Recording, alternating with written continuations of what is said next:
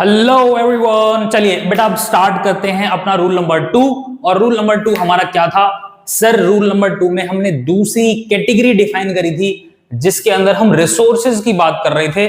जैसा कि मैंने बताया कि फ्रा लुका पैसियोली ने डबल एंट्री सिस्टम को इनोवेट किया, डेबिट क्रेडिट के कॉन्सेप्ट्स को जन्म दिया। उसके बाद वो सोच रहा था और उसने क्या करा, 3 कैटेगरीज में सारे अकाउंट्स को बांटा। मतलब पूरे ट्रांजैक्शन को उसने, जितने भी तरह के लेन देन होते हैं उनको ब्रॉडली उसने 3 कैटेगरी में बांटा। सबसे पहले बाहर वाले इंडिविजुअल्स, बाहर वाले बिजनेसेस, उनसे जब मेरा बिजनेस पैसा लेगा, जिसका मैं अकाउंटिंग रिकॉर्ड मेंटेन कर रहा हूं, वो वाला बिजनेस, बाहर वालों से पैसा मैं लूंगा, लेने का राइट रखता हूं, तो मैं उनको क्या कर दूंगा, debit. That is what debit the receiver, credit the giver. जब भी मैं बाहर वालों को पैसा दूंगा तो मैं क्या कर दूंगा, पैसा देते टाइम मैं उनको क्या कर दूंगा बेटा, क्रेडिट कर दूंगा। चलिए अब हम बात करते हैं रियल अकाउंट की, जिसके अंदर उसने सेकंड कैटेगरी डिफाइन करी और बोला कि एक और कैटेगरी बनाओ जिसके अंदर हम रिसोर्सेज की बात करेंगे। मतलब बिजनेस के पास कितने सारे रिसोर्सेज हैं, अब उन रिसोर्सेज को अरेंज भी करना पड़ता है एट द टाइम। उनको जब वो यूज हो जाते हैं, बिल्कुल खराब हो जाते हैं, स्क्रैप हो जाते हैं, तो बिकते भी हैं। ठीक है, इसके अलावा इन एसेट्स का, इन रिसोर्सेज का आना जाना लगा रहता है ना। What is the asset, how, एक एक करके समझते हैं ये रूल है क्या। तो सेकंड कैटेगरी जो उसने डिफाइन करी वो रिसोर्सेज के लिए बनाई, और रिसोर्सेज के लिए उसने रूल क्या बनाया कि debit what comes in and credit what goes out. Credit what goes out in real account. Sir क्या होता है रियल अकाउंट? मैंने बताया रियल अकाउंट मतलब क्या, सारे रिसोर्सेज। रिसोर्सेज मतलब क्या, सारे एसेट। क्या एसेट, देखो ध्यान से, it includes all the accounts of assets and cash. Sir क्या होता है asset? So this is my coaching centre. इस कोचिंग सेंटर के अंदर मैं बहुत सारे तरह के रिसोर्सेज यूज कर रहा हूँ, टेबल, चेयर, फैन, फर्नीचर, और इसके अलावा board, marker, lights, standee, mobile phone, mic, camera. ये रिकॉर्डिंग के लिए मैं इतनी सारी चीजें यूज कर रहा हूं बेटा। ये सब कुछ क्या है, these are the resources for the business. ये खरीदे भी जाएंगे और ये बेचे भी जाएंगे। तो जब भी ये बिजनेस के अंदर आएंगे, बिजनेस के पास आएंगे, तो हम इनको क्या कर देंगे, डेबिट कर देंगे। वही रूल ने कहा कि डेबिट व्हाट कम्स इन। और जब भी ये एसेट्स बिजनेस से बाहर जाएंगे तो हम इनको क्या कर देंगे, credit. Credit what goes out in real account. तो वही है real account, it includes all the account of assets and cash.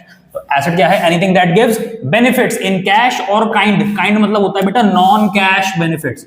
Non cash benefits, हर वो चीज जो नॉन कैश बेनिफिट प्रोवाइड करे, हर वो चीज जो आपको कैश प्रोवाइड ना करे। देखो ये पंखा चल रहा है, ये पीछे फैन चल रहा है, लाइटें जल रही हैं, ऐसा तो नहीं है। ये रिसोर्सेज सिर्फ यूज किए जा रहे हैं, इनको यूज करके मैं बिजनेस की ऑपरेशनल एक्टिविटी को परफॉर्म कर पा रहा हूं, मैं बच्चों को पढ़ा पा रहा हूं बिठाकर शांति से, ठंडी हवा आ रही है, चिल चिल, तो बच्चे पढ़ पा रहे हैं।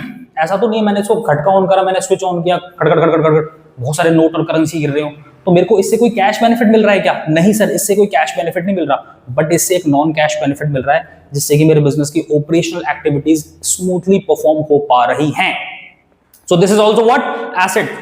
नाउ एक ट्रांजेक्शन लेते हैं बढ़िया सी, मैंने यहाँ पर कुछ एग्जांपल लिए, देखो लैंड एंड बिल्डिंग, फर्नीचर ले लो, मशीनरी, कैश, एटसेट्रा। सिंपल। अब ये रिसोर्सेज हैं, ये एसेट है, ये जब भी आएंगे तो इनको क्या कर देंगे जी, डेबिट कर देंगे। सर एक एग्जांपल लो, एक ट्रांजैक्शन लो बढ़िया सी, तो लिखो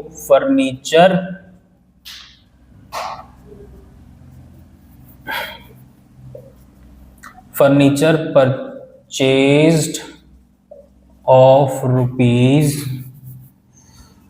rupees 1 lakh in cash. Cash में फर्नीचर परचेज किया किसने? सर हमारे बिजनेस ने, जिसके हम अकाउंटेंट हैं, जिसके मैं अकाउंटिंग रिकॉर्ड्स मेंटेन कर रहा हूं। उसने क्या करा, फर्नीचर परचेज किया, कैश दिया। अब जिससे फर्नीचर परचेज किया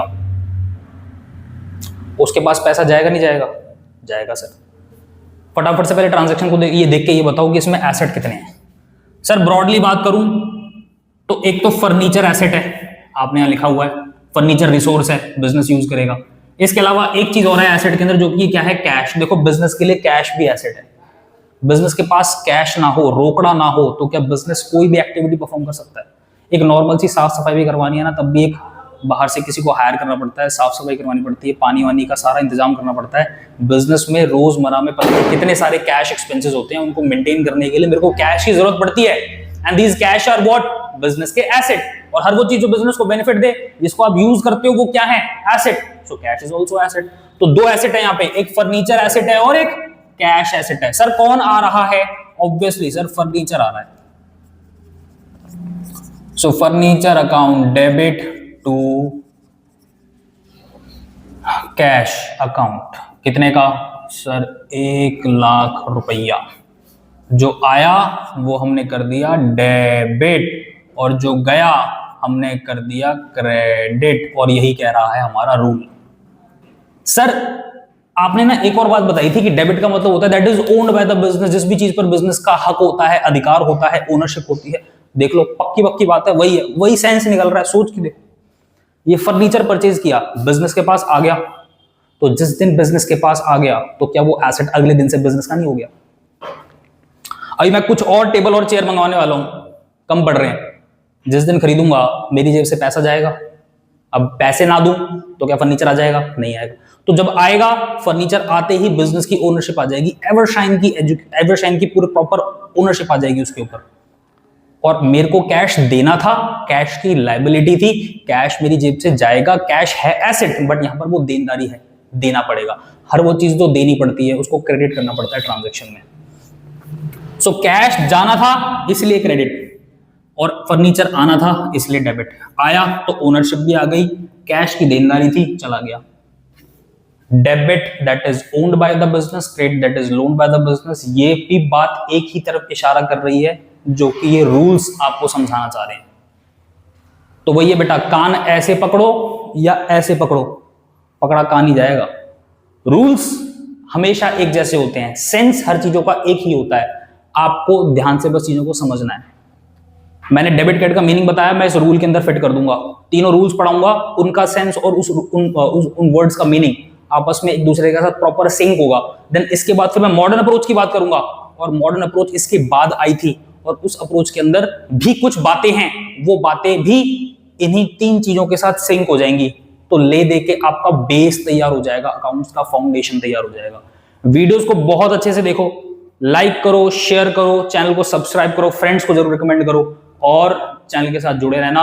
बहुत अच्छी अच्छी वीडियो आएंगी, कॉन्सेप्चुअल वीडियोस आएंगी। चलो ठीक है सर, हमें रियल अकाउंट का फंडामेंटल समझ में आ गया। तो कोई भी एसेट कभी भी आएगा तो हम डेबिट कर देंगे, और जब भी कोई एसेट जाएगा तो क्रेडिट कर देंगे। इसके अलावा और तो इसके अंदर कुछ सीखने वाला है नहीं। चलो अब एक और चीज, मैंने जो इससे पहले ट्रांजैक्शन करी थी जिसमें राम हमारा क्या था, बिजनेस का ओनर था, और वो बिजनेस में कैश लेकर आया था। तो हमने क्या किया था, cash account debit to capital.